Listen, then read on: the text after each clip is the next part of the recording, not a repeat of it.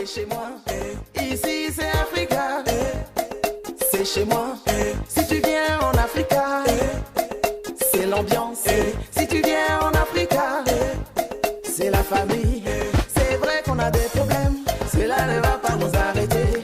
C'est vrai qu'on a des problèmes, cela ne va pas nous stopper.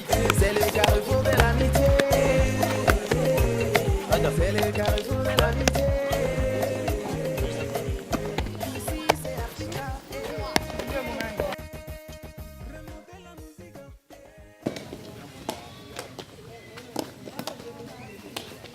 Baseball in Benin, c'est une initiative des missionnaires américains qui étaient venus ici il y a de cela 10 années.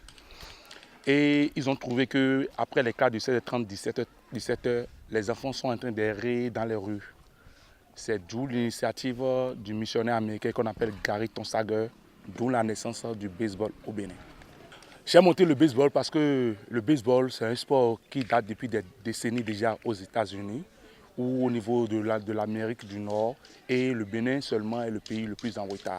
Déjà au Togo, au Burkina Faso, en Côte d'Ivoire, en Afrique du Sud, et dans les pays du Maghreb déjà, le baseball existe déjà. Nous avons implanté le baseball au Bénin pour pouvoir donner la chance à nos enfants de nos contrées respectives, de pouvoir faire cette nouvelle discipline afin de pouvoir impacter la communauté et afin de devenir de meilleurs talents à l'échelle internationale. Les dispositions sont prises pour encadrer les enfants.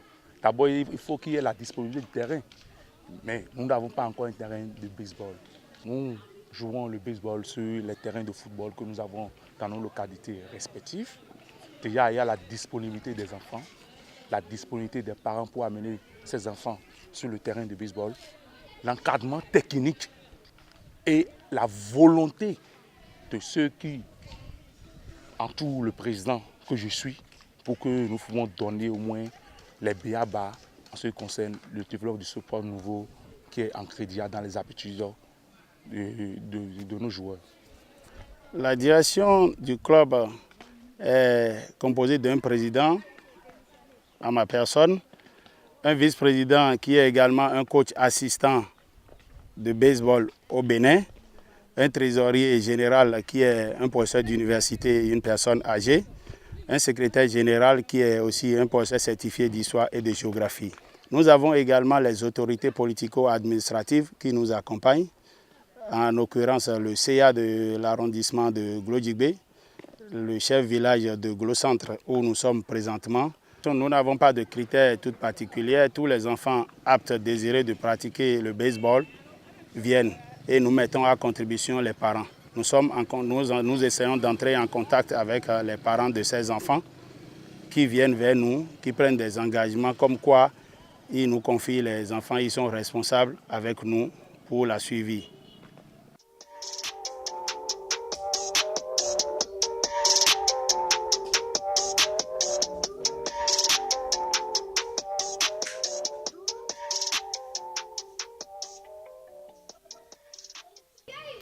J'ai connu le baseball quand j'avais 9 ans. Je regardais la télévision. J'aime ce sport parce que c'est un sport collectif.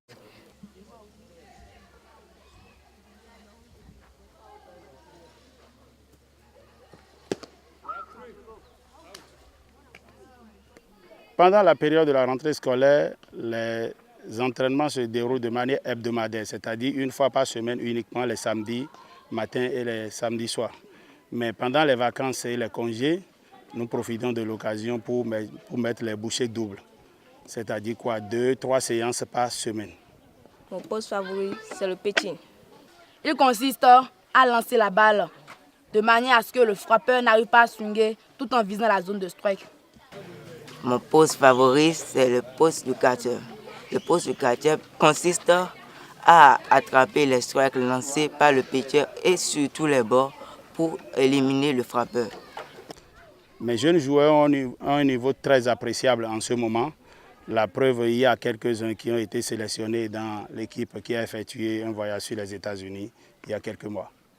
Le niveau de nos joueurs, je peux vous dire déjà depuis près de 4 ans, le niveau a considérablement augmenté parce que mon association a été champion de la Ligue de baseball cette année 2018. Et j'ai la chance déjà que parmi la sélection qui a été faite pour pouvoir compétir aux États-Unis cette année, il y a 8 des 12 joueurs de mon association qui a effectué le déplacement des États-Unis, précisément à Minnesota. La naissance même du baseball a été d'abord née grâce au missionnaire américain qu'on appelle Gary Tonsager, qui était venu au Bénin pour une mission humanitaire avec les partenaires américains de l'ONG On Site et d'une ONG béninoise qu'on appelle Alodoa Lomé, avec sa structure qu'on appelle Phil Vision. Ils étaient venus pour pouvoir faire des dons gratuits de verre. Mais, suite à cette carence, déjà des enfants qui n'étaient pas occupés, après la sortie des classes, nous avons monté le projet de baseball. Et en mai dernier, ils étaient venus avec des techniciens américains.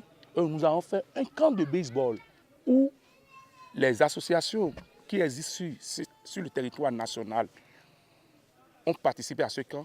Et c'est de là que les talents ont été sélectionnés pour pouvoir compétir aux États-Unis. Je ne peux pas exprimer la joie de ces enfants ici, mais je peux m'essayer quand même en disant qu'ils sont très contents et très heureux d'avoir effectué ce voyage et ça les motive aujourd'hui davantage. Dès le retour, j'ai senti qu'il y a une autre détermination. C'est une joie et un honneur pour mes enfants de mon association de pouvoir livrer un match professionnel de baseball. Parce qu'ils se livrent déjà des matchs amicaux entre eux au Bénin ici, mais ils n'ont pas la chance de pouvoir jouer sur un terrain réglementaire. Maintenant, le brassage interculturel entre les pays du Nord et les pays du Sud marque déjà que nos enfants avaient de l'ambition. Ils ont joué considérablement, ils ont montré qu'effectivement, ils ne sont pas en train de faire du baseball pierre de figure. Je vous promets que dans quelques années, vous allez voir ces enfants devenir des professionnels. Nos besoins pour développer le baseball, mon club et le baseball au Bénin, en ce moment sont énormes. Nous souffrons d'un manque criard d'équipement de baseball. Parce que l'engouement est en eux. Nous n'avons pas aussi un terrain de baseball. Nous avons besoin aussi de formation pour nos encadreurs, pour les différents coachings, afin de pouvoir évaluer leur niveau. Parce que sans formation, il n'y a pas de talent. Nos encadreurs doivent recevoir de formation. Et aussi, permettre à nos enfants aussi de visualiser des matchs de baseball, soit de l'Europe, soit des États-Unis, afin de pouvoir encore améliorer leur niveau. Oui, ma famille me soutient à faire ce sport. Quand je serai grand, j'aimerais être un grand joueur international et professionnel de baseball. Depuis l'existence,